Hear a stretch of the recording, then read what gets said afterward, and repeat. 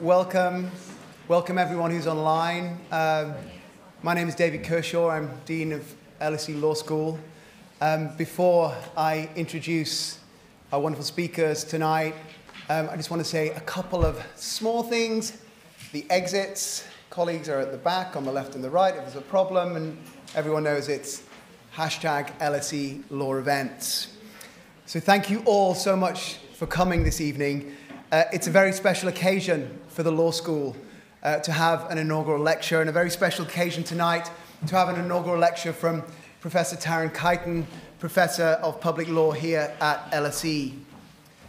Now, in many institutions, in many law schools, you have Professor of Public Law, Professor of Environmental Law, Professor of Criminal Law, Professor of Contract Law. Everyone's a professor of some area of the law, but here at LSE, we do things differently. We do a lot of things differently, and we have very few chairs that are professors of a subject area. We have Professor of Public Law, Professor of International Law, Professor of English Law, and each of those chairs has an exceptional intellectual history. Professor of Public Law has a truly exceptional intellectual history. This chair has been held by some of the greatest and most influential scholars of the 20th and I think also the 21st century. The chair was first held by Glanville Williams. The chair was formed in 1946. It was then the University of London, tenured at LSE. Glanville Williams is etched into the minds of so many law students. Certainly, he was the first person I encountered as a law student. He was the first chair of public law here at LSE. The chair was held by Stanley de Smith, who was an area-forming intellectual from 1959 to 1970, and then by the great John Griffith in 1970 till 1984. The wonderful Carol Harlow, who still comes into the law school, still writes papers today. She held the chair from 1989 till 2002. And I hesitate to say this because he's in the room. The chair was then held by probably the most important, actually let's take away the probably, the most important public law scholar of the past 2 decades, at least. Maybe we'll give you 3, Martin. He's at the top of the room. So Professor Khaitan has very big shoes to fill here, but there is no question that he fills them. He very clearly fills these shoes. Tarun was Professor of Law at Oxford before joining us 2 years ago. He's also visiting Professor of Law at Chicago, NYU, and Harvard. At Oxford, Tarun established himself as one of the globe's leading thinkers, but in multiple areas, not just public and constitutional law, but also legal theory, also discrimination law. His theory of discrimination law from 2015 is a path-breaking piece of work. He's a prolific and innovative academic, and although he remains quite young, he is not a rising star. He is truly a star of the field of public law. And I have to say, personally, as Dean of the Law School, it was one of the most exciting days of my tenure when Tarun agreed to join us, and it's been wonderful having him here as a member of our community for the past 2 years. Tonight, Tarun's inaugural lecture, he will talk about truth as constitutional value, liberal constitutionalism, private capital, and media regulation. But before I hand over to Tarun, who will join us in a second, I also want to introduce our commentator this evening, our colleague, Professor Lea Ypi. Lea is Professor of Political Theory at LSE in the Department of Government. She's one of the world's foremost political philosophers and has a publication profile that every academic in this room should surely be jealous of. She has multiple publications, multiple books with leading academic publishers, leading journals. She also has an acclaimed and hugely successful book published by Penguin, Free Coming of Age at the End of History. So many very envious scholars in this room would love to traverse both those different areas of publication. So thank you, Lea, for joining us on this very special occasion. Without further ado, I invite Tarun to take the floor.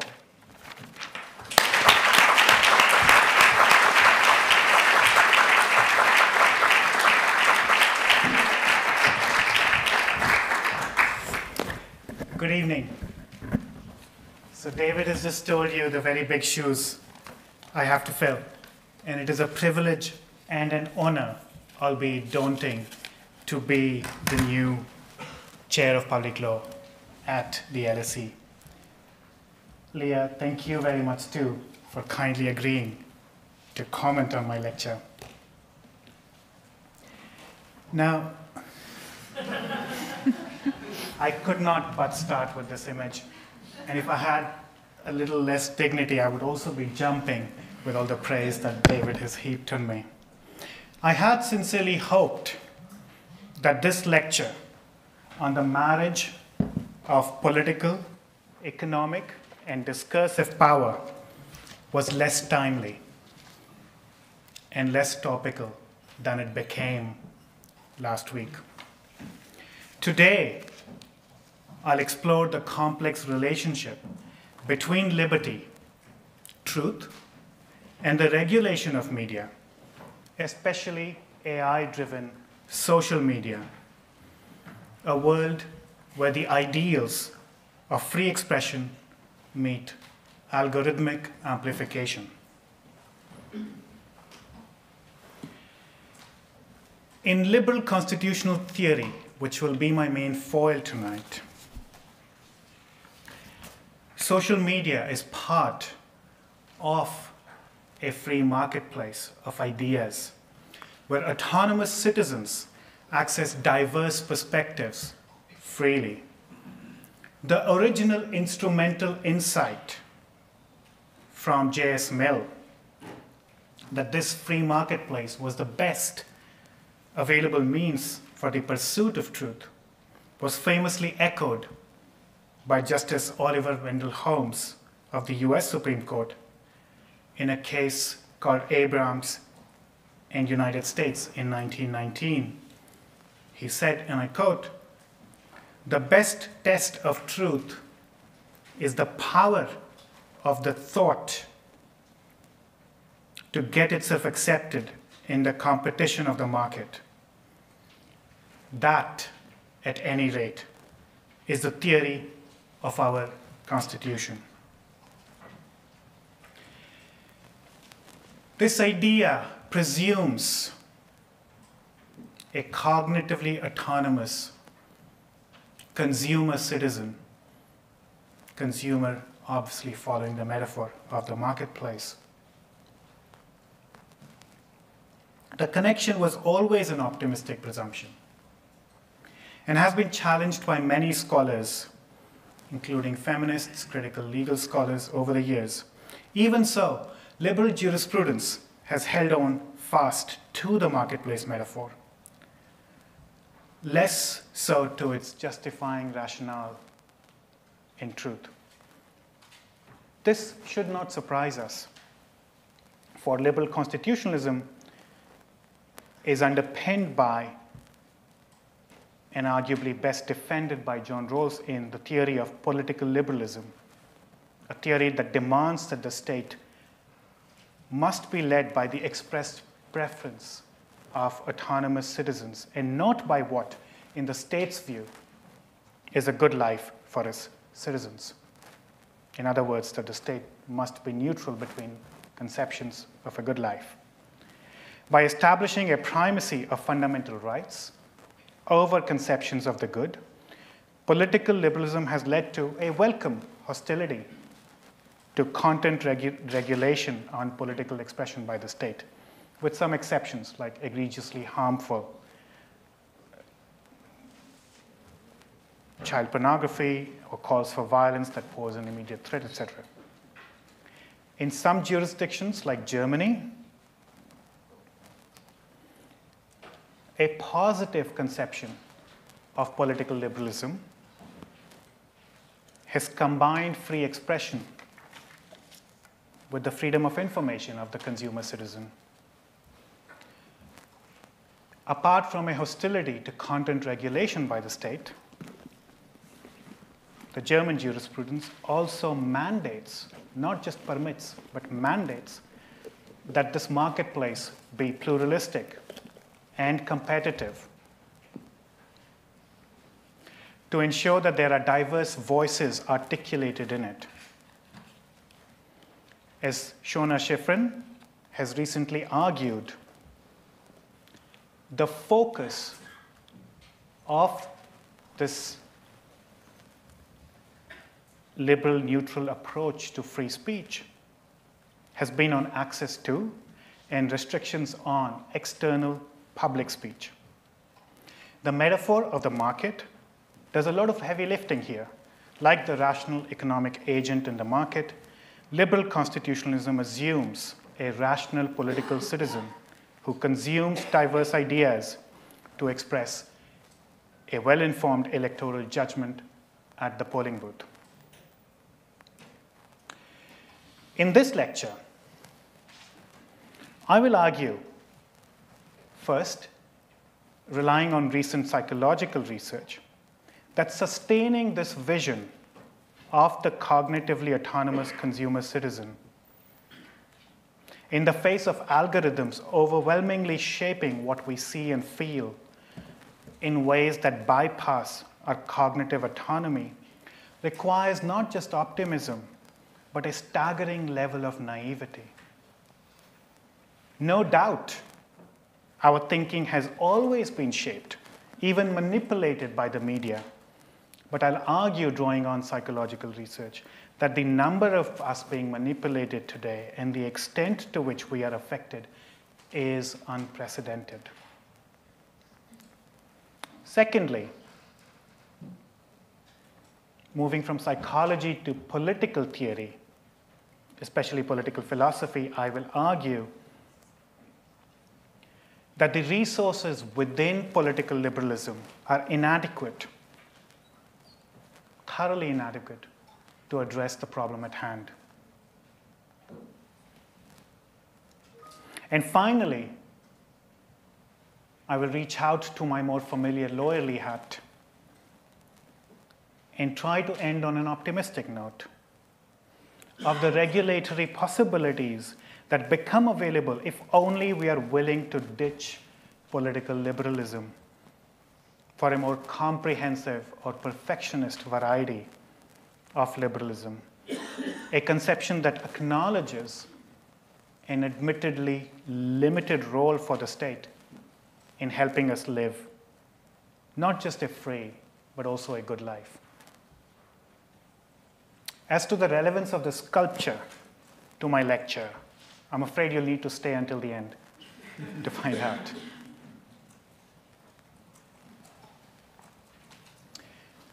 Let's start with the problem. In 2007, Lea Pearlman at Facebook proposed the like button as a quick, simple, universal way for users to show approval without commenting on a post. Mark Zuckerberg initially hesitated, fearing it might reduce discussion and drive down engagement. But when data analysts revealed that the like button increased comments and engagement, Zuckerberg approved it in 2009. The button quickly evolved from a simple, low-effort expression of approval into a powerful signal for the algorithm to amplify posts that received likes. The successful deployment of the like button started the race for increasingly powerful tools used by social media platforms with one simple goal: to retain the attention of as many of us as possible, for as long as possible, and to keep us returning as frequently as possible. Our attention is, after all, what drives revenue for social media companies through targeted, personalized advertising. The mechanism social media uses to arrest our attention is likely familiar to most people in the room. Psychological literature over the last decade has used the concepts of affective and cognitive scaffoldings to explain what is going on inside our brains. Recently, Voinia, Marin, and Vika have described scaffolds as processes and artifacts used to express, trigger, intensify, or modulate emotions or cognitive states. Affective scaffolding taps into our emotions, our moods, our temperaments, our feelings, and other affective states. They can be beneficial or hostile. Beneficial affective scaffolds, like this bit of green in your office space, can further our interests by calming us down. Hostile scaffolds, like the slot machines, harm our interests by hijacking our evolutionary propensity to release dopamine when we are rewarded intermittently rather than predictably.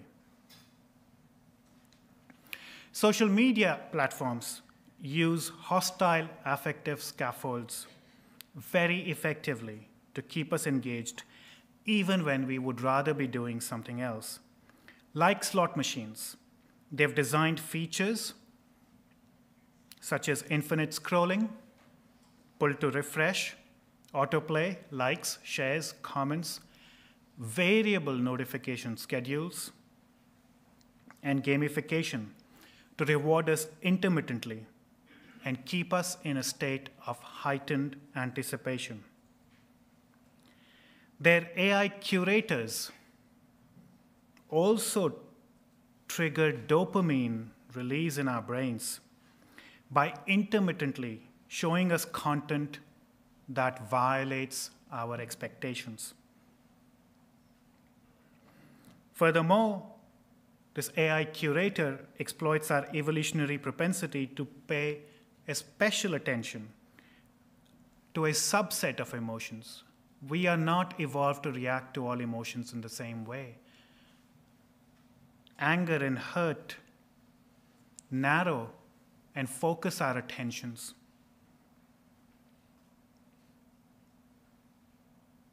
And push us towards what Kahneman called fast, intuitive, System 1 thinking. The other affective feature of humans that these platforms exploit is our gregarious nature, our social nature. We like social validation. I loved it when David heaped all that praise on me.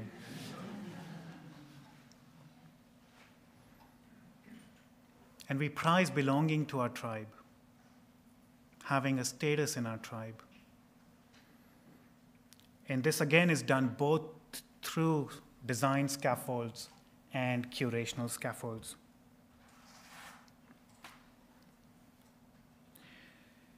Just as affective scaffolds shape our emotions, cognitive scaffolds shape our beliefs and opinions by exploiting the cognitive biases evolution has hardwired into our species. Beneficial cognitive scaffolds like GPS navigation aid us, especially if you're as navigationally challenged as I am. Or hostile ones, such as fake notices that there are only 2 seats left when buying train tickets online, which harm us. Unsurprisingly, social media platforms use a whole range of cognitive scaffolds, and there's a huge literature out there showing exactly which of our biases is exploited by what tools. These biases have evolved as cognitive shortcuts, which aided us the survival of our species long ago, but no longer help us. Time precludes me from giving you a detailed explanation of each of these heuristics or biases, but a few general points should be noted. First, not all of us have the same biases to the same degree of prominence in our personalities. Social media's ability to personalize means that it learns our individual biases very quickly and can tailor content in a manner that optimizes our attention based on our unique set of biases. The more it learns, the better it gets at learning our biases. Second, there's no doubt that some of us manage to avoid the pitfalls. But as Mark Hannon has recently underscored in his theorization of digital distraction, there is an asymmetry between our capacities to control our attentional resources and the armies of engineers, programmers, designers, and executives working to extract ever smaller slivers of our focus in a highly competitive attention economy. Third, social media creates a feedback loop. As Talamanca explains, the more they know about us, the better AI gets at keeping us hooked, the more vulnerable we become to manipulation. So there's a strong possibility of habit formation, and more controversially, addiction. Permanent, quick, and easy availability of social media through smartphones really exacerbates this habit formation. What is worse, social media is imagining remaking legacy media in its own image. The revenue transfer from social media companies from legacy media to social media makes it much harder for legacy media to do its job of traditional journalism. Social media itself is becoming a site of news production rather than simply news dissemination, as Alan Rusbridger of The Guardian said in the early days of social media, so this isn't a critical quote. But quite ironic today, news happens first on Twitter. As you can see this image from the Indian Express newspaper. Retired officer slaps woman over her pet dog inside lift. Video goes viral. That is the news.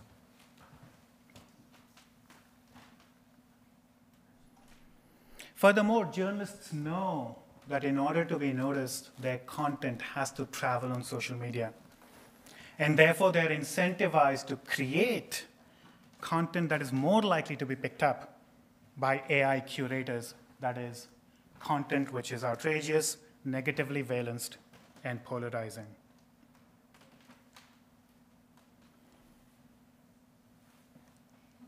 Second part. Now, full marks to those who notice a much younger yours truly pretending to think under Rodin's thinker. But what does this all mean for the liberal guarantee of free speech? The three prominent theories in the political and legal philosophy literature about why speech matters, why the freedom of expression matters. And all three of them presume the cognitive autonomy of the citizen. These are speaker-based theories that highlight the autonomy of the speaker, listener-based theories that care most about the autonomy of my autonomy to hear what I want, and instrumental or consequentialist theories, chiefly the theory that free speech facilitates democracy through the circulation of ideas, and again presumes the autonomous voter who, once informed of all opinions, will vote.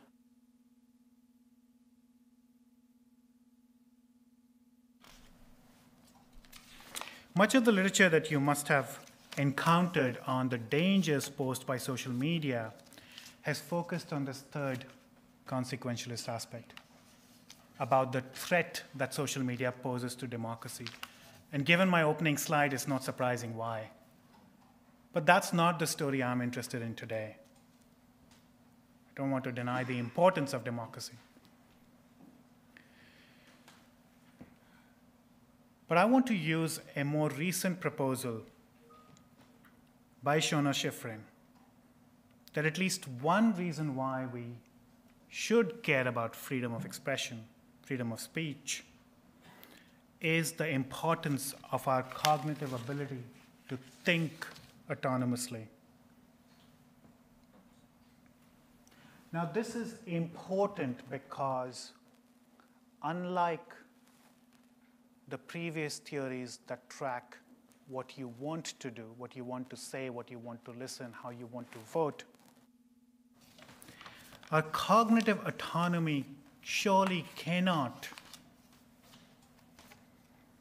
be understood as an ability to think what I want to think.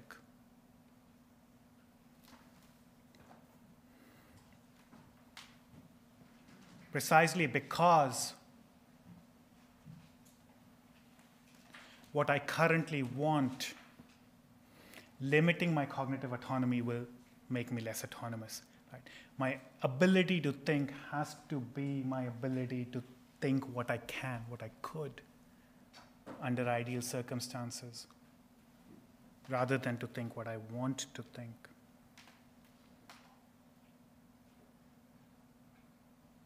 It's a fundamental interest that we all have, therefore,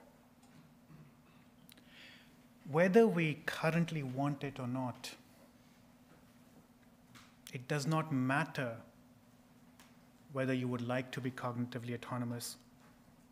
It remains our fundamental interest. Just as we cannot choose to sell ourselves into slavery consistently with our autonomy, we cannot will our cognitive autonomy away. This is all if you take freedom of thought seriously. So, what does this freedom of thought, freedom to think, cognitive autonomy entail? And this is what I think is the minimum requirement for us to be cognitively autonomous. Oops, that's not what I wanted to do.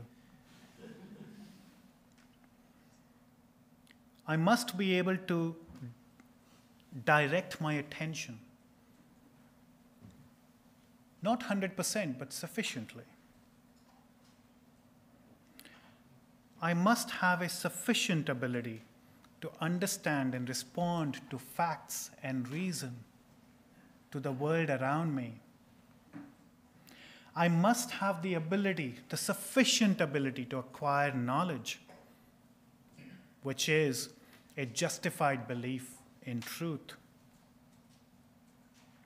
And I must have a sufficient ability to engage in practical and theoretical reason, that is, to decide what to believe and what to do.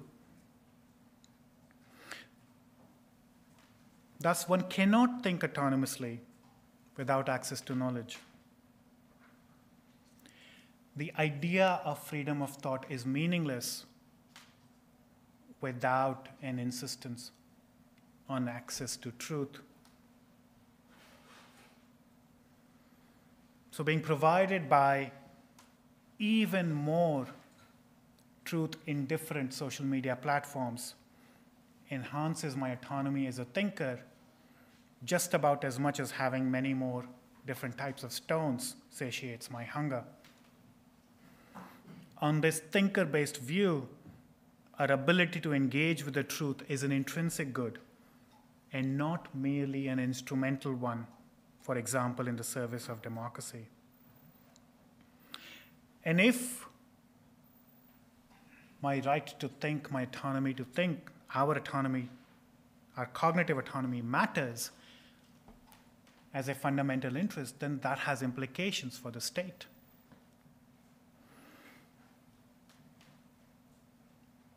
If the state is to protect and enhance my autonomy as a thinker, and not just as a speaker and a listener, it must facilitate the pursuit and dissemination of knowledge through the best available disciplinary tools. It must base all public action on knowledge, with epistemic humility and revisability, with the understanding that what we know today may turn out to be wrong,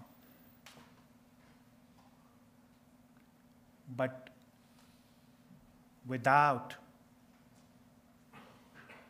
tolerating or accepting either relativism or radical skepticism. Relativism, of course,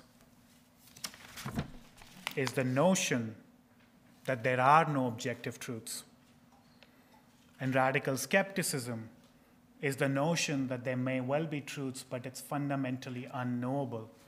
Both of these ideas, both of these conceptions, are incompatible with the state's ability to nourish and nurture our cognitive autonomy. Now, before I proceed, a caveat for my lawyer colleagues and friends in the room.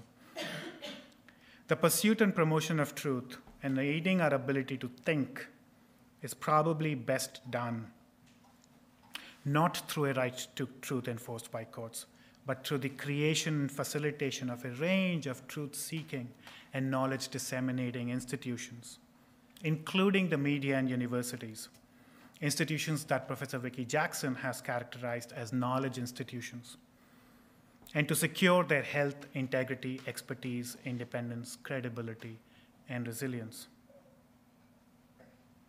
And all of this, I believe, requires the embrace of a distinct constitutional value alongside liberty, equality, and solidarity. If the state does all of these things, it needs to embrace what I have characterized as verity, from the root veritas. Back to the intriguing sculpture. Showed you here from a different angle. I showed it to you earlier to trigger your curiosity gap bias, obviously. The spirit of verity is captured in this 2012 eponymous sculpture by Damien Hirst that stands in the harbor of Ilfracombe, Devon. It depicts a pregnant woman standing on a pile of law books, holding the scales of justice in a sword, her skin peeled to reveal insides of her flesh and fetus. Hirst called her verity, fully appreciating the intimate connection that truth has with justice and power. Panned by critics as arrestingly hideous, an unembarrassed celebration of verity's supposed ugliness was perhaps the very point Hirst wanted to make. Maybe all we need is a bit of slow time to appreciate, with the poet Keats, that beauty is truth, truth beauty. That is all you know on earth and all you need to know. Admittedly, verity is an archaic term. When I mentioned it to a friend, he told me she sounds like an Agatha Christie murder victim. Older literature, however, does use verity as a political value, often invoked alongside justice. In Macbeth, Shakespeare characterizes verity as one of the king-becoming graces, whereas the King James Bible speaks of verity and judgment embedded in God's work. Verity also embraces, in a literal sense, Gandhi's method of political action against injustice, what he called satyagraha, literally the notion of firmly insisting on the truth. I don't have the time to go through it now, but in my research for this lecture, I've found dozens of constitutions that already mention truth, objectivity, scientific temper, or some such verity adjacent value in their texts.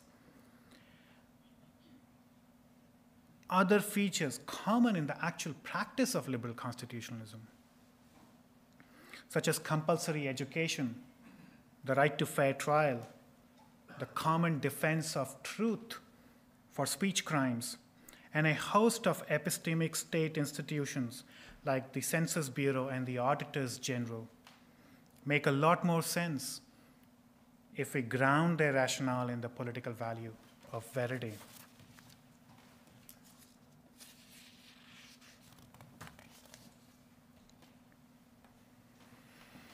But verity cannot live alongside Rawlsian political liberalism with its insistence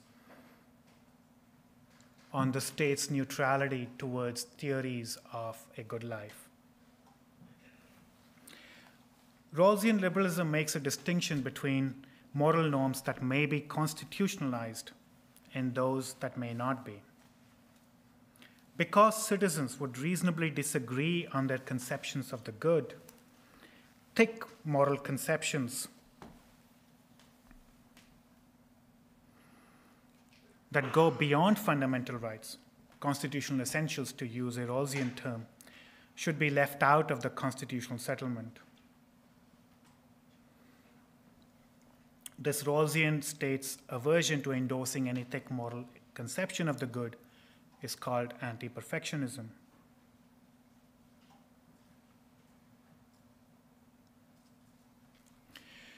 I've already explained that a state that takes verity seriously must reject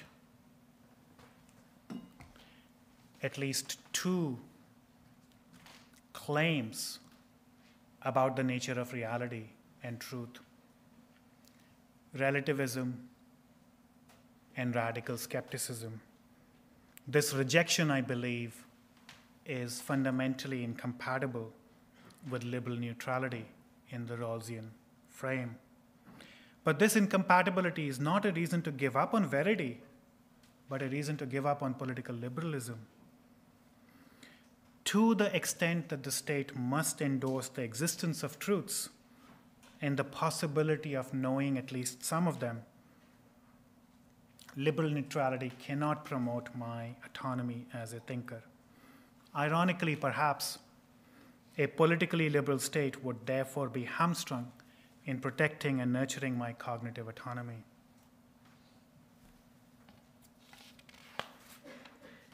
But there is another possibility. Joseph Raz has defended a perfectionist vision of autonomy, of liberty. A state, although liberal, is not just prevented from helping us live a good life, but required to do so, without necessarily endorsing that every single way of life is good. Such a state should be comfortable rejecting radical skepticism as well as relativism, and thereby embracing verity. Sorry, I lost track of the slides here. So the final leg of my lecture, the lawyerly bit. What are the regulatory implications of this political move? As Brady notes, platforms are doing what they're doing because of their raison d'etre, which is revenue maximization. They have no incentive to change without political regulation. Constitutional and media lawyers have offered a swathe of regulatory possibilities to stem the negative impact of social media on our lives. Some have even been adopted. What is common to these solutions is that none of them really challenge the liberal presumption of the cognitively autonomous citizen consumer, despite mounting evidence to the contrary. Here is a list of what's on offer within the political liberal framework.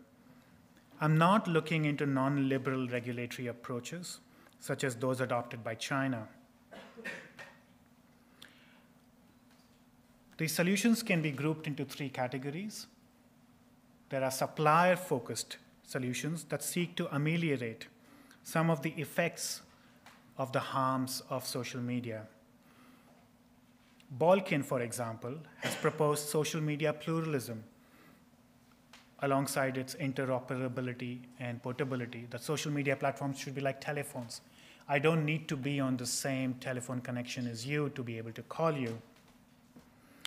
And this is, as I explained in the German model, the idea that by breaking up social media companies, we'll have less powerful, smaller companies, presumably with lesser data at their disposal and therefore less accurate personalization.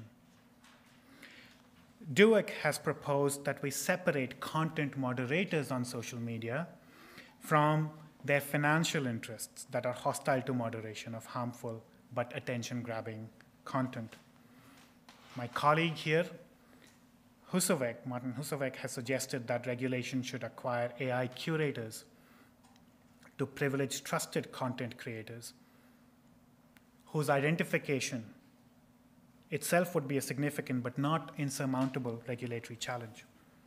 And finally, Australia has recently enacted the News Media Bargaining Code requiring social media companies to share their revenues with legacy media companies. Although early research shows that the recouped revenue, with the exception of the public broadcaster ABC, is not being farmed back into journalistic activities. Notice that all these approaches are likely to affect the curative scaffold and not the design scaffolds. That is, they concern what these platforms show us, but not how we see things on the platforms. Some approaches have focused on the consumer, social media literacy. Given our biological wiring, I'm going to bet on machines rather than humans on this one. And the EU has recently adopted legislation requiring algorithmic transparency and consumer choice. The scaffolds can stay in place as long as we know what these are doing and we have a choice in the matter. So expect those cookie-like accept buttons. And we know, well, how this pans out remains to be seen. I'll briefly mention a final solution of sorts that Lawrence Lessig offered at the LSE in just a few weeks ago at a lecture, which seeks to bypass the problem. He accepts that elections are doomed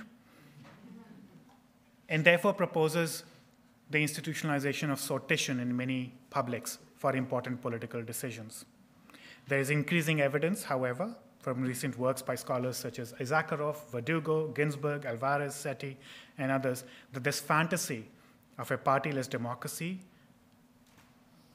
is having and will have unintended bad effects in many contexts that have tried it and may be as susceptible to manipulation as the electorate at large. Except the last one, all the other solutions are welcome. I'm not against them at all, and they will go some way in ameliorating the problem at hand. But they're unlikely to really save our cognitive ability to think if we do not go further. And this is because they don't really go after the scaffolds and they don't go after the profit motive, the root of the problem. If we recognize verity as our guiding value, the state would be permitted to consider a regulatory escalator of measures that can go to the root of the problem with hostile scaffolding and the profit motive. Please note that what I'm offering here is not policy recommendations. I'm not a regulation lawyer. I'm offering a map of possibilities that a verity-based approach would permit. I think Balkin's suggestion of an anti-manipulation fiduciary duty on social media platforms sits much more easily in a verity-based approach than liberal neutrality. But verity would also permit the state to require these companies to dismantle hostile scaffolding and even require ex-ante licensing for scaffoldings, just as we require drug companies, pharmaceutical companies, to actually prove first that the drugs they propose don't harm us and in fact benefit us. Instead of before scaffolds are rolled out, a similar requirement would be in line with verity. Regulation could require the training of AI curators to adopt editorial best practices, things that legacy media has known, not always practiced, but known for a long time: corroboration, balance, impartiality, contextualization. And finally, if all fails, a verity-based approach would also permit regulation to require social media companies to change their structure from profit-seeking to not-for-profit corporations, thereby breaking the chain linking private capital, profit motive, attention maximization, and hostile scaffolding.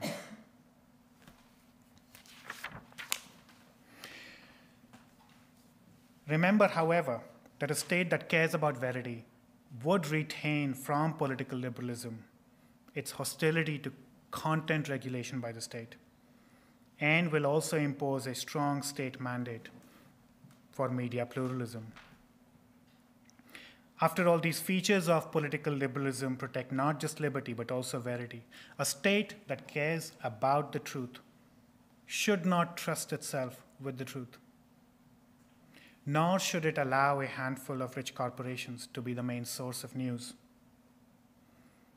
This brings me to my conclusion. Liberal constitutionalism is facing an unprecedented challenge. What I've discussed today is only one of them. Other challenges include its inability to respond to stark material inequalities and its failure to answer the belonging question: who is a legitimate member of this polity? Liberals, if you care about liberty, we can ill afford these questions to simply go away, cross our fingers and toes, as many of us learned brutally last week. So this lecture is part of a larger project on constitutional polytheism, one that seeks to reject the primacy of liberty without giving up on liberty, and envisions a balance of four fundamental values. One that sees liberty alongside equality, solidarity, and verity in a constitutional pantheon where each of these values would have a comparable weight, because together alone they respond adequately to actual human needs based on actual human strengths and our real vulnerabilities. It is with this optimistic possibility of a truly value pluralist constitutionalist framework and an optimism about the future of our species and of others I end this lecture. Thank you for your attention.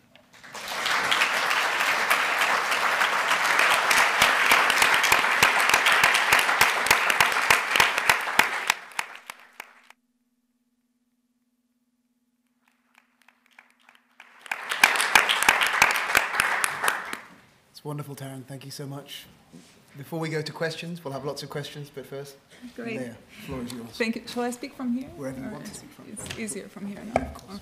Great. Thank you very much, Tarun, for this wonderful lecture, and welcome officially to the LSE. It's wonderful to have you as a colleague. I thought I'd offer four broad comments, one on the relationship between the market and the marketplace of ideas, one on the question of cognitive autonomy and the good life, the third on the meaning of truth, and the fourth on the role of state in media regulation, and those broadly go on the kind of four parts of your lecture. So let me start with the relationship between the market and the marketplace of ideas. You suggest that digital platforms have fundamentally altered the traditional conception of the public sphere as a marketplace of ideas by amplifying the scale and the dangers of polarization, fragmentation, excessive emotional reaction that are detrimental to a kind of balanced, reflexive dialogue. And I just want to start with a slightly deflationary comment on just that point about the novelty of the new digital media and the new public sphere, as it were, compared to the old public sphere. And I'm going to start with an anecdote that you'll see the meaning of that anecdote in a minute. I was 11 when I first traveled from communist Albania, where I had grown up, to capitalist Greece with my grandmother. And of course, in Albania, we had no advertising, so I'd never seen advertising in my life. I had only seen party slogans, you know, long live the Communist Party, long live Enver Hoxha, the leader of the Albanian. There was a mountain that had something that said, Vietnam will win the war, and the slogan was there long after Vietnam had won the war, but nothing that had anything to do with companies. And I remember the first time I was in Greece, I was really struck by messages on the walls of buses, trains, public squares that said, buy one, we give you two, or drink Coca-Cola, it will make your life better, or travel with Fiat and you'll go a very long way. And I remember, because in Albania I was coming out of this debate that said, look at all these public slogans, they're so terrible, they mess up your life, you know, the party has got ideology, propaganda is destroying people. I remember asking my grandmother, wow, this is really terrible here as well, isn't it? With all this like messaging on public squares. I was only 11, so I didn't really understand the difference between advertising and political propaganda. And isn't their state really horrible? And my grandmother said, no, that's not the state, that's the market. It's fine. And I remember already since then, I always thought of advertising as an impairment of cognitive autonomy. And so every time I'm exposed to advertising, as we are routinely going on the tube, you encounter one poem and 400 adverts. I think I'd rather have 400 poems than one advert, but something seems to be completely messed up about the way in which we are exposed to these messages, and that does affect our ability to think and to engage with content reflexively, and so on.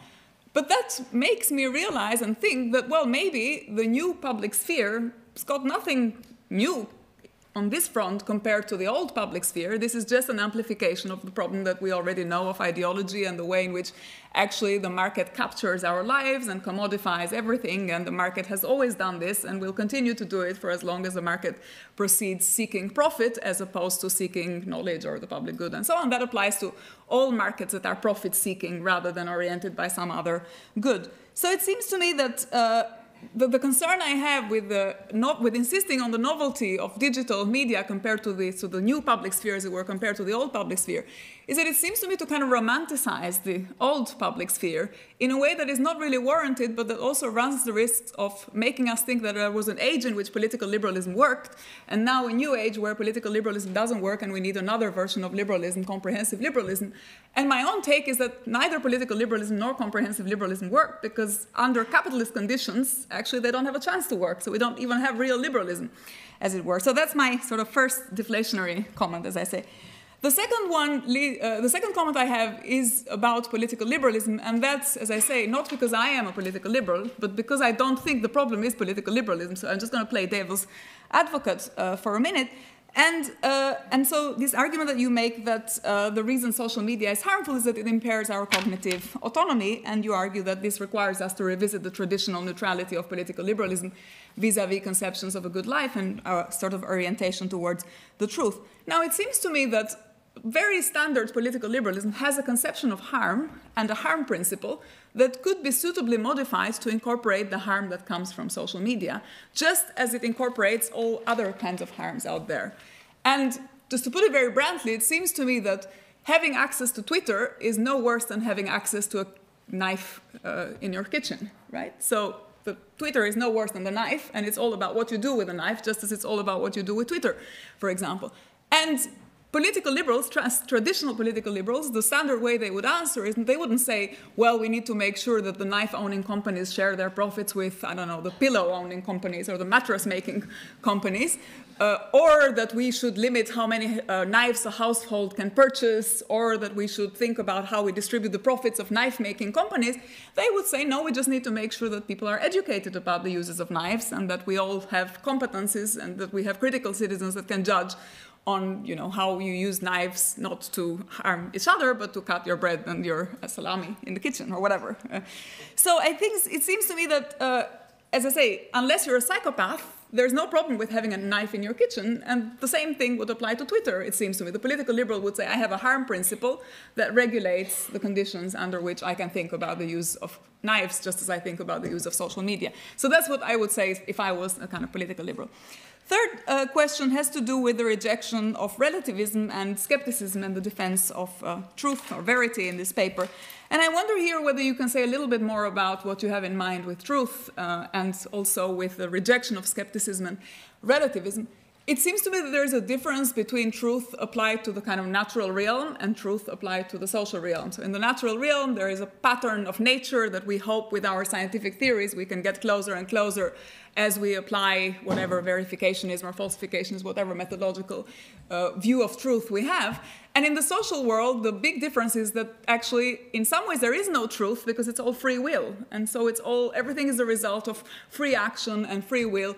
And in some ways, we learn by trial and error. And we think that the clash of opinions is conducive to learning in this way and to getting closer and closer to some version of truth that is not a truth that is given out there, but one that we kind of socially and historically approximate. And in that sense, there are truths that are part of liberal constitutions, such as, you can't kill people for no particularly good reason, or there's a number of things that are already acknowledged.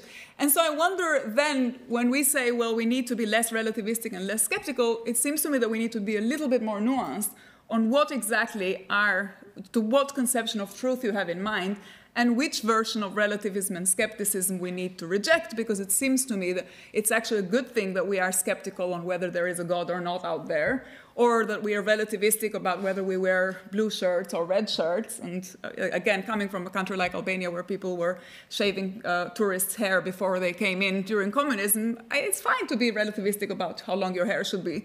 So it seems to me that we need to be, again, we need to say a little bit more about how exactly we are applying this view of the danger, as it were, of relativism. So do we mean based on, I don't know, scientific truths, or based on truths that are already acknowledged by some progressive movement in a constitution, and those should not be taken away, or we just need, seems to me, just a little bit more detail. And then finally, my final point is about content regulation and the role of the state. And so I'm not an expert on policy or regulation, but I was a little bit perplexed to see, after your strong defense of the truth, that you very quickly dismissed the regulation by the state by saying, I don't want to go the China way. And it seems to me that the state in the ideal is actually the best regulator. And indeed, we do entrust to the state very fundamental truths, including the fundamental truth of who we are. The state prints our passport, literally tells us who we are. And that's for a good reason, because we have a sort of normative conception of what the state is and the public will and this idea of legitimate authority, and we think that those legitimate authorities have some claim on telling us some truths, including, as I say, the truth about who we are at this very fundamental level. So I didn't really understand why you were so hesitant to kind of embrace the notion that we do need more state regulation, that in fact, in the case of social media and new social media, the problem is not that it's not the state, it's that there's not enough state, but also that we need more coordination between states so that the companies can't threaten the state by leaving and going somewhere else where there is less regulation and so on. And that's just because the global power of social media makes it increasingly challenging for individual states to actually regulate. And so the question there is one of international coordination, and as I say, and more action on that front rather than less, which is another way of saying what I started, that it seems to me the fundamental problem with all of this debate is a problem about the compatibility about democracy and capitalism, and that unless we acknowledge that issue to begin with, and in a way it's an old issue, but it also bears saying, yes, it's an old issue, but now we're seeing more clearly, and we're seeing it even in a more kind of even more commodified form, and so on. It seems to me that neither comprehensive liberalism nor political liberalism are going to save us. But since you ended on an optimistic note, I'll just leave it to your optimism to convince us otherwise. Thank you. Thank you so much.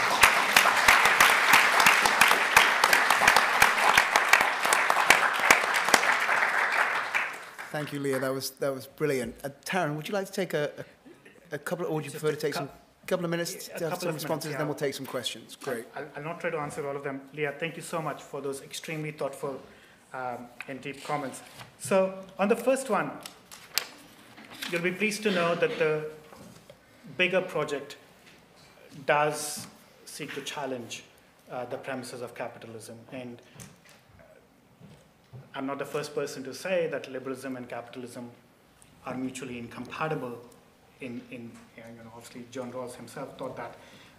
And the equality part of the project really engages with that. So I think some of the things that I've proposed here, things like the not-for-profit structure, etc., are deeply non-capitalistic or anti-capitalistic. So I fully agree with you that this big reimagining of the constitutional scheme cannot be business as usual. We have to be, if we are serious about the problem that's facing us. But I would reject the idea that this is not novel.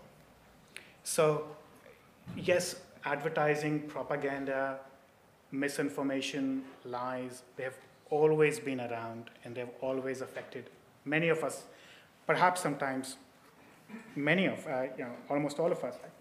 But I've already said the scale is unprecedented.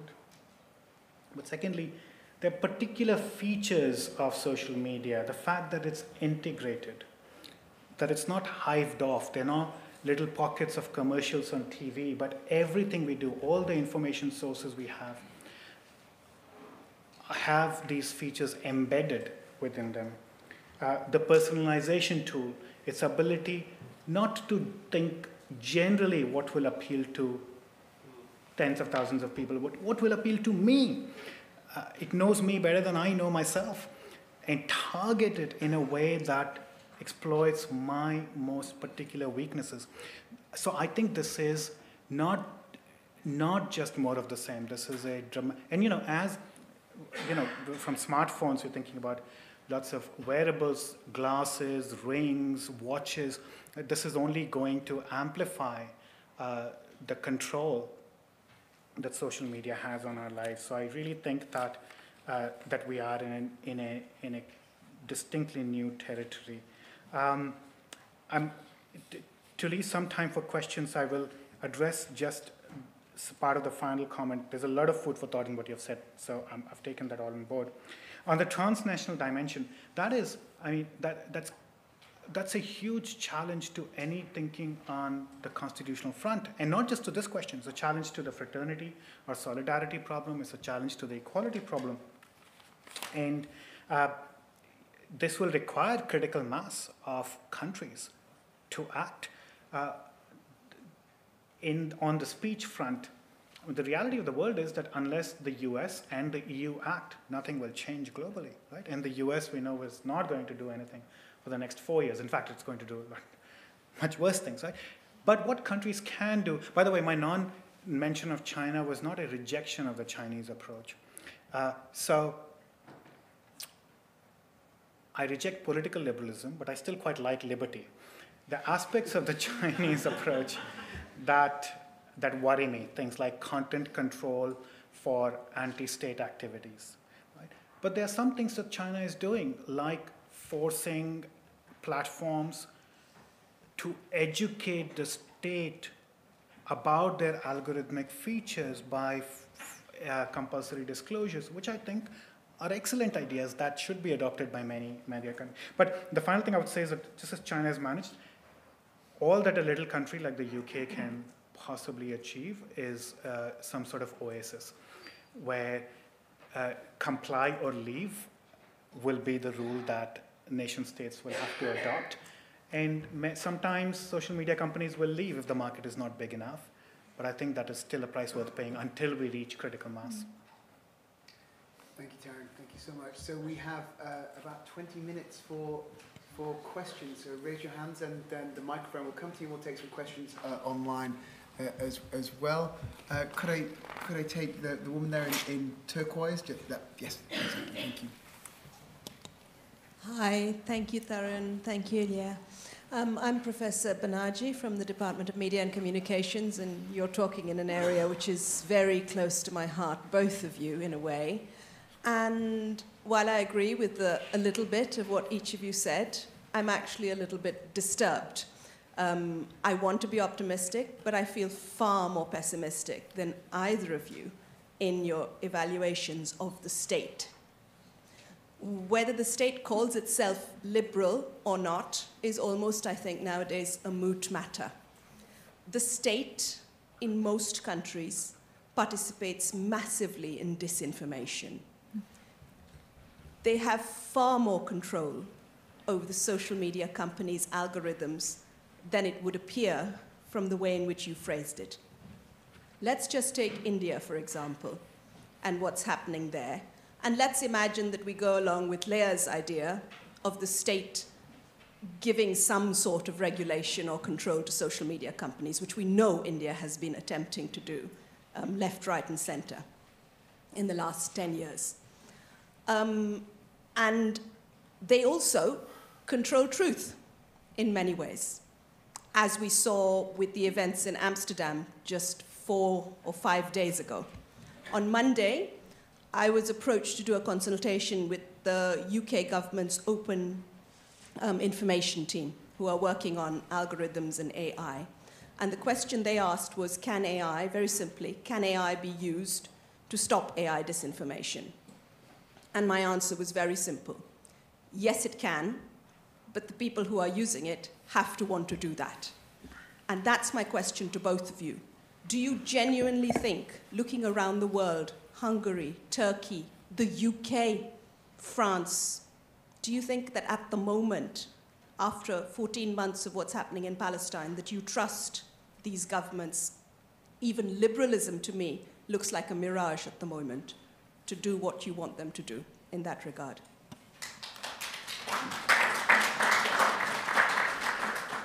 Tarun? Yeah, so the question you're asking is a pathways question, right? Which is, this looks great, but how do we get there? There's zero chance, right? And this is a question that every normatively ambitious project faces.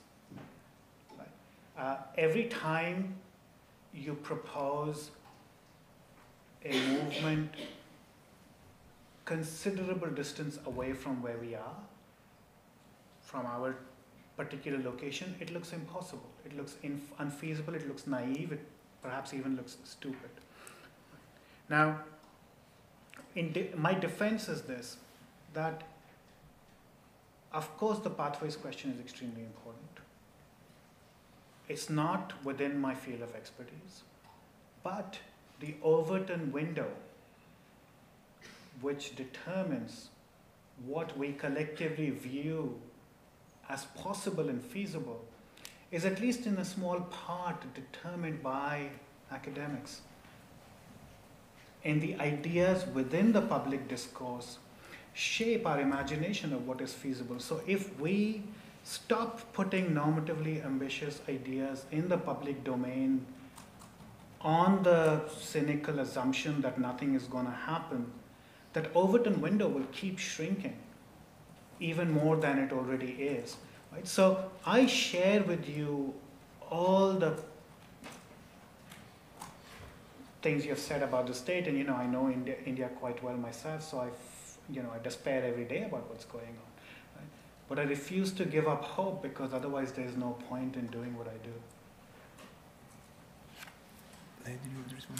Yeah, I mean, I guess roughly along the same lines, I would only add that for me, this is why I started by distinguishing between the state in the ideal and the state as we have it. And the problem for me of the state as we have it, that these are states captured by capital, and where they are increasingly more captured and therefore increasingly less able to act as states that represent everyone. And so, but I don't think in the ideal, I don't trust the state all that much, but I don't think I trust other actors much more than the state either. So.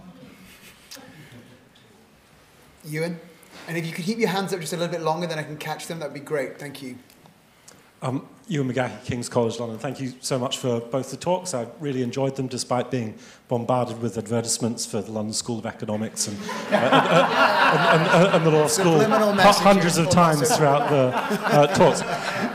So I just wanted to add to your list of things outside of the political liberalism frame, things which already happens, and I think that you're right, looking at governance regulation is really key. So if we look at the 5th biggest website in the world, Wikipedia, you have editors who elect at least half the board.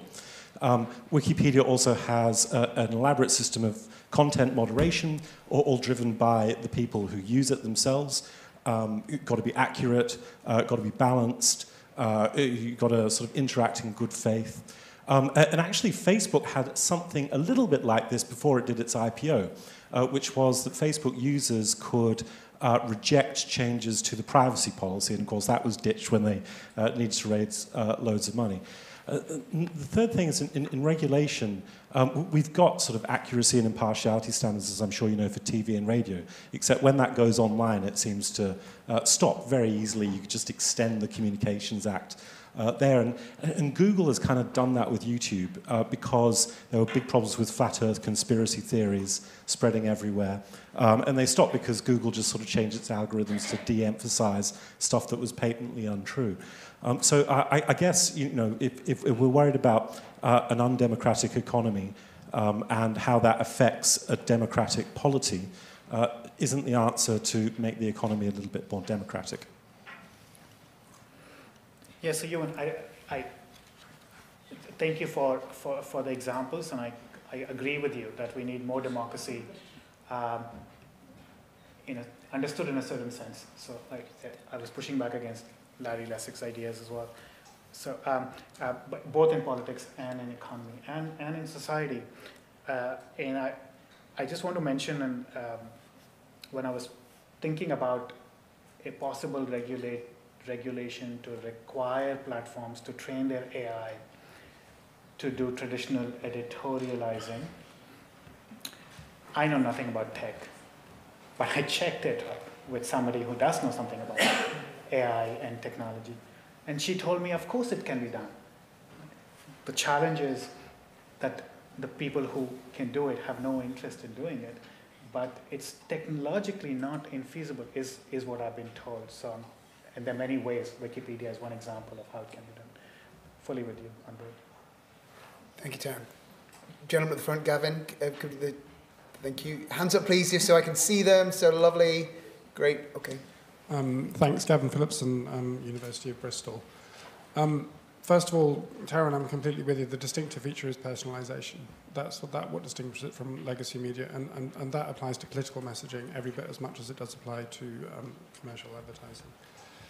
Secondly, opening up the algorithmic black box you mentioned as like something good about the channel. That's actually that's core to Digital Services Act. That's core to the European approach, empowering both governments, civil society groups, consumers to understand more about how these things work. I wouldn't say that's the distinctively Chinese approach. I would say the distinctively Chinese approach is totalitarianism, which I assume you don't want to be relativistic about. And finally, on the roles, kind of more or less state, I think is not. The question is what particular role, and I think you were looking for a role, a kind of empowering role for the state, of one that was on the side of verity, as you put it. But you then said in relation to that no to content regulation, I wondered whether you actually really mean no to viewpoint regulation. No to content regulation would mean we couldn't, for example, remove child sexual abuse imagery, which I assume you probably all agree that we do want to remove. That's a content-based distinction. If you get to no to viewpoint regulation, then you confront the dichotomy between the US and the rest of the democratic world, in that the US would say, that goes as far as to say we can't take a stance on hate speech. The European consensus has landed on no viewpoint regulation within content that is otherwise lawful. And that's where the European consensus landed. That includes a lot of content that would be lawful in the United States. So I'd be interested in your view on content versus viewpoint on that last one. Well, thanks, Kevin. So I agree with the previous points. And the last point, hostility to content regulation, not no to content regulation. It has to cross a high bar. So of course, content regulation is permissible. But what I really don't want the state to do, and this is I think, was your example about what India recently tried to do, and thankfully a court struck it down, was when the state appoints itself as a fact checker. We will tell you what is truth. No. So that is what I meant by no, the hostility to content regulation. Thank you, Tarun. So we'd be great now to take a question or two from online. Joe, you have control, you have the mic. Right. Thank you very much. I'm speaking on behalf of anonymous user. If algorithms are programmed to detect our interests, thoughts, and ideas and push out more of what we align with, wouldn't it enhance and shed light on what we already agree or disagree with? Wouldn't it enhance our voices rather than dismiss them? Social media makes it possible to share our thoughts and beliefs with the rest of the world, which wasn't possible before. The people haven't been closer to democracy than they are now. Everyone is being heard now without exclusion. Would you agree? So, social media platforms do a lot of good. They enable us to do things that were impossible to do before, right? Which is why none of us in the room is advocating a ban on social media platforms, right? And they've enabled unimaginable things. The question assumes when the participant asked, so they just enhance our voices. It fails to appreciate both that our views and voices, if you take the thinker's perspective seriously, are dynamic, not fixed, and have to evolve in response to the world around us, right? That is what an ability to think critically requires, that we don't simply insist on the views we happen to hold, most likely because those were the views of our parents. Right? What social media does do really well is to arrest that process. One of the items on my slide was our confirmation bias. Right? We are programmed to love to hear things we already believe in, endorsed. And especially if our existential beliefs are challenged, we hate it. It's extremely uncomfortable. So these are our vulnerabilities, but that does not mean these are good things. And therefore, no, I don't believe that social media means we are more democratic than ever before. I'm not saying that there was this golden era of democracy once upon a time and can we go back to it? No. But I think the challenge we are facing today is unique and unprecedented. Yeah, maybe I'll just add to this term, because I think it's true that everyone can speak now, but just to speak doesn't mean to be heard. And I suspect publicly and politically you are only heard if you have a collective voice. And my worry now is that we actually have individual voices at the expense of collective voices, because everyone has the illusion of being heard just because everyone can speak. But actually there's very little collective sites where people can speak together and even find ways of articulating their causes in ways in which, if there was a time in which there were some possibilities of collective agency, that's gone exactly because of this mechanism of stifling of collective voices at the expense of amplifying individual ones. And that's where I think this is, again, a kind of pathology of commodification. And going back to the point I was making to you earlier about nostalgia, I don't think we should be nostalgic, but we should also understand that this is a political process, and there were moments in this political process where the politics was going one way, and now it's going the other way, and we need to be able to kind of acknowledge that dynamism. In fact, may I add another footnote to Lea as well, because both of us have worked on political parties and actually tend to like political parties.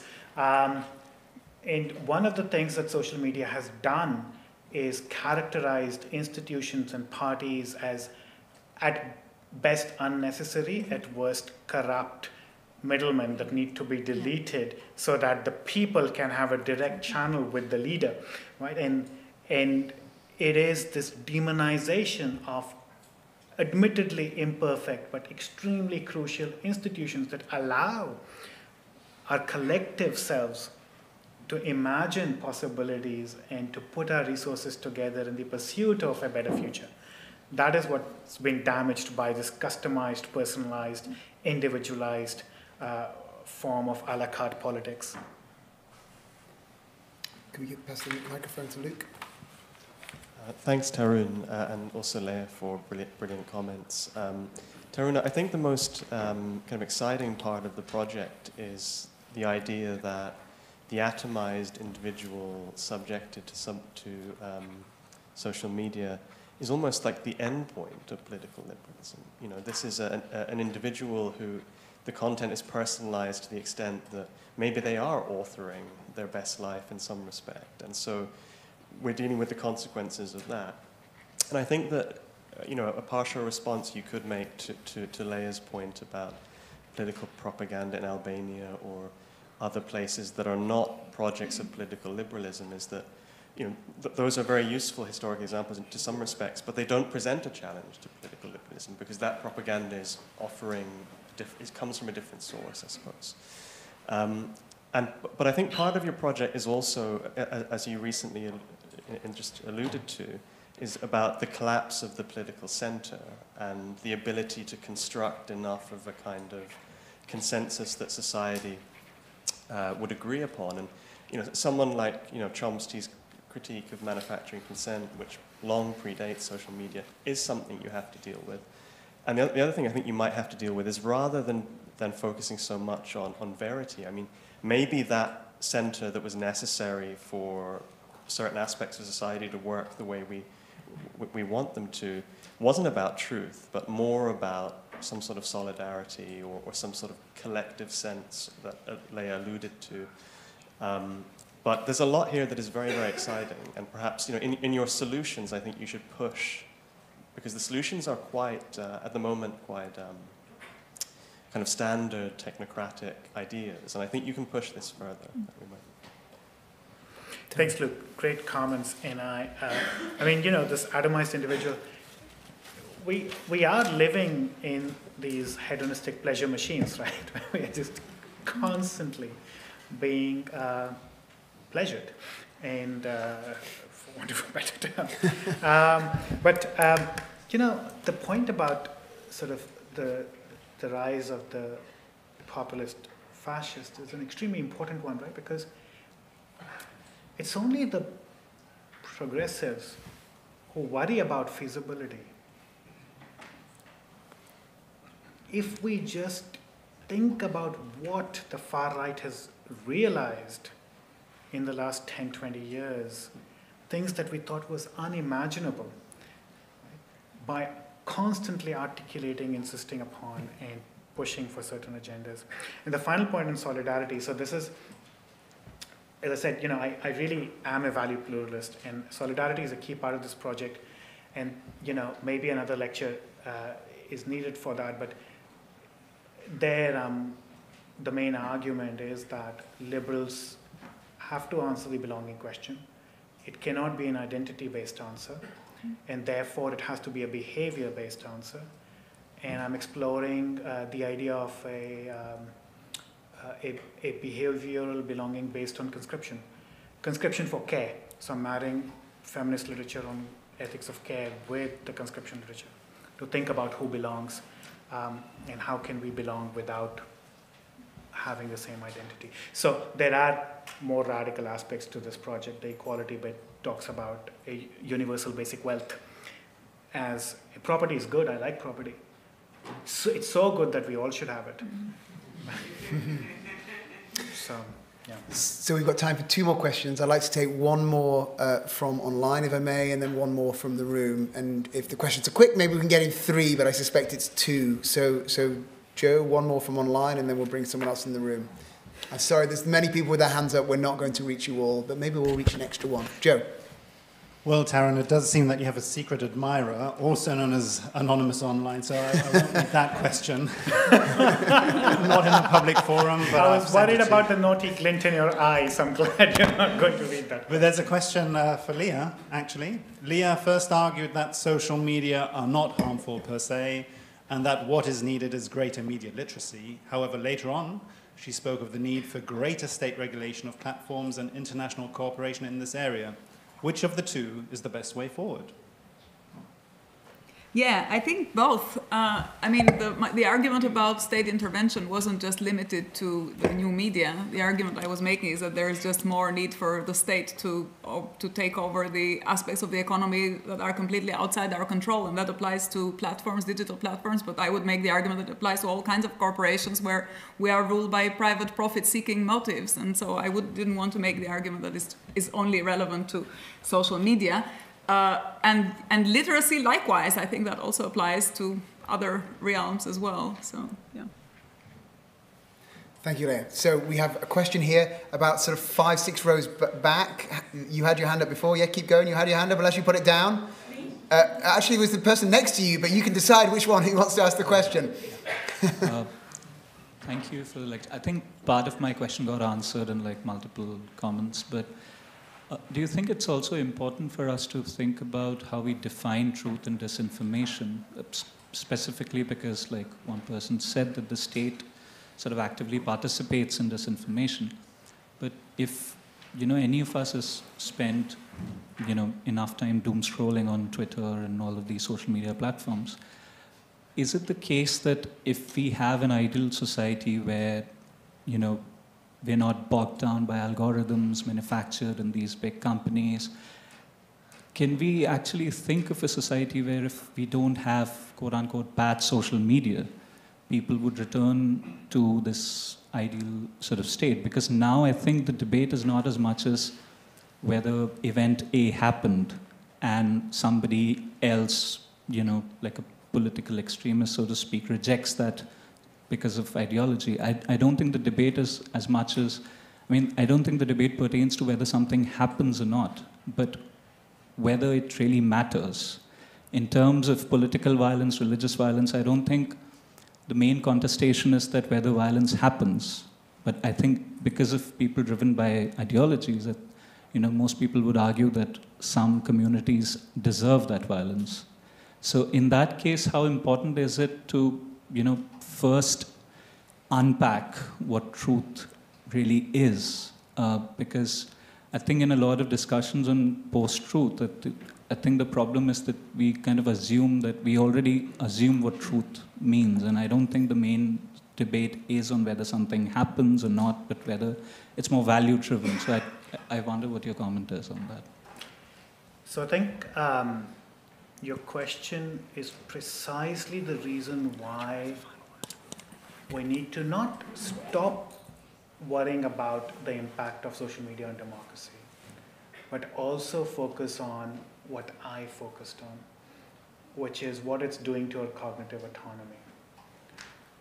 So much of the debate on misinformation, polarization focuses on the content that is amplified on social media, and therefore the regulatory responses focus on content moderation, right?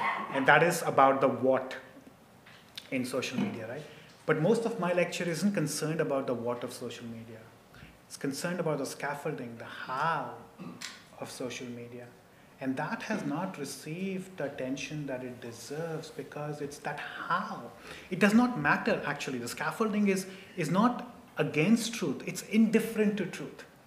Truth doesn't matter to it. What matters is, can it hold my attention?